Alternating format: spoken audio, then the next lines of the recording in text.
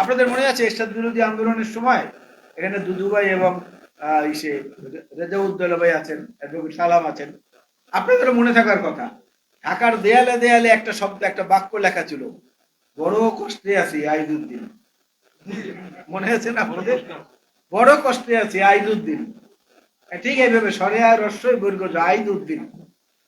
এরপরে আওয়ামী লীগের আমলে রাতের বেলা গোপনে গোপনে কারা মিরপুর এবং ওই সমস্ত এলাকায় দেয়ালের মধ্যে গ্রাফিতি এঁকে লিখে দিত, সুবোধ তুই পালিয়ে যা। মনে আছে না আপনাদের? এই জিনিসগুলো থেকে কিন্তু অনেক কিছু শেখার আছে, অনেক কিছু।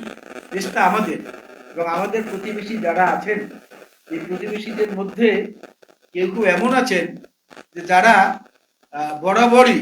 বরাবরই খবরদারি করতে খুব পছন্দ করেন, যেটা বাংলাদেশের সাধারণ মানুষ পছন্দ করে না, আর বিএনপির তো পছন্দ করার প্রশ্নই ওঠে না।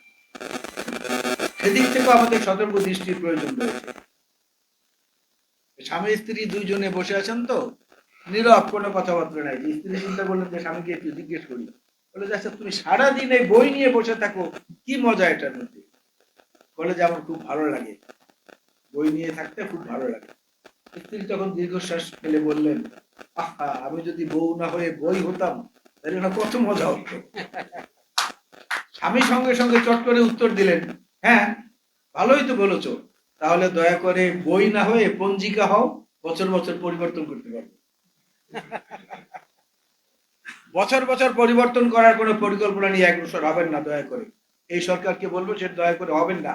অবৈধ অস্ত্রের কথা এখানে একজন বক্তা বলেছেন, রেজাউদ্দৌলা চৌধুরী সম্ভবত বলেছেন, এই অস্ত্রগুলো উদ্ধার করা দরকার। এবং এখনো কারা কারা, আমি ওই দিন টকশোতে প্রেস সচিবকে বলেছি, ডক্টর ইউনূস সাহেবের প্রেস সচিবকে বলেছি যে বড় বড় কথা না বলে বড় বড় কিছু কাজ করে দেখান, কিছু কাজ করে দেখান, যে কাজগুলো মানুষের মনের মধ্যে এখন পর্যন্ত হাহাকার অবস্থায় বিরাজ করছে। এই অস্ত্রগুলো উদ্ধার করেন, দ্রব্যমূল্যের সিন্ডিকেটটাকে থামান।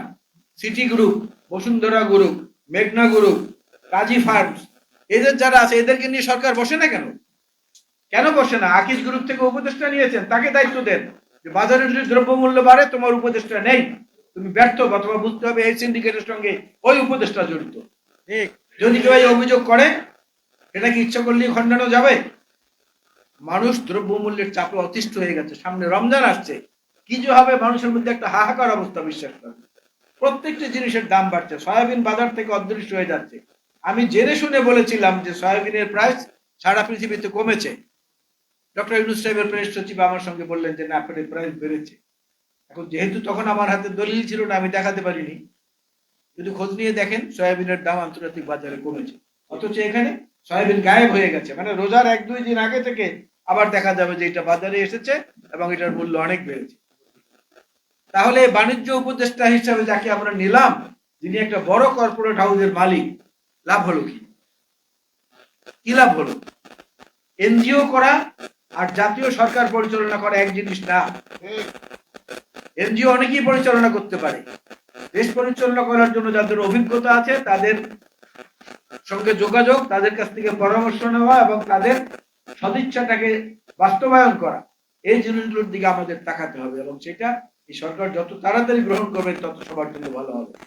আর এই গণতান্ত্রিক জাগ্রত বাংলাদেশকে আমি বলবো, আপনারা এই ধরনের আলোচনা অনুষ্ঠানের আরো বেশি বেশি আয়োজন করেন, ভিন্ন মতের মানুষদেরকেও নিয়ে আসেন, শোনেন তারা কি বলে, তারা কি বলে সেটাও শুনেন, শুনে আপনারা একটা উপসংহারের দিকে যান। যেই 31 দফা বিএনপির পক্ষ থেকে দেওয়া হয়েছে, আমাদের ভারপ্রাপ্ত চেয়ারম্যান এবং আমাদের দলের চেয়ারপারসন বেগম খালেদা জিয়া এটাকে দিয়েছেন 2016 সালে, আজকে 9 বছর। তিনি 2030 ভিশন দিয়েছিলেন, সেইটার পরিমার্জিত রূপ হচ্ছে 27 দফা বিএনপির পক্ষ থেকে। সেই 27 দফাকে ক্রমাগত ভাবে বিভিন্ন রাজনৈতিক দলগুলোর সঙ্গে যারা আন্দোলনে ছিল, হাসিনা বিরোধী আন্দোলনে, তাদের সঙ্গে পরামর্শ করে আমরা 31 দফায় নিয়ে এসেছি। এবং মজার ব্যাপার হলো ওই 31 দফার নিচে একটা কনক্লুসিভ সেন্টেন্স আছে, যেখানে বলা আছে যে আরো যদি এর চেয়েও বা ভালো যদি আরো কোনো পরামর্শ থাকে আপনারা দেন, আমরা গ্রহণ করব। তো বিএনপির কাছে আর কি চান? আর কি চান? উদারতার সমস্ত দরজাগুলো আমরা খুলে দিয়েছি, হাজারো দরজা আমরা খুলে দিয়েছি। এটাকে যদি কেউ দুর্বলতা মনে করেন তাহলে ভুল করবেন, কিন্তু জনগণের অধিকার আদায়ের লক্ষ্যে বিএনপি ছিল অতীতে, বর্তমানে আছে, ভবিষ্যতেও থাকবে।